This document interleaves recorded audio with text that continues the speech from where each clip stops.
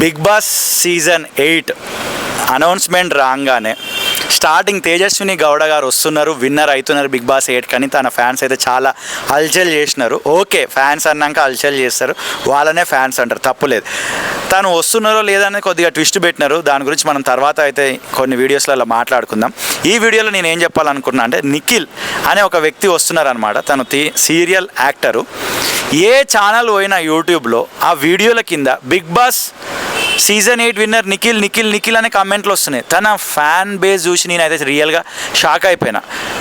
సరే, ప్రతి ఫ్యాన్కి ఉంటుంది మా ఫేవరెట్ పర్సన్ గెలవాలని, కానీ బిగ్ బాస్ థియరీ దానికి ఉల్టా.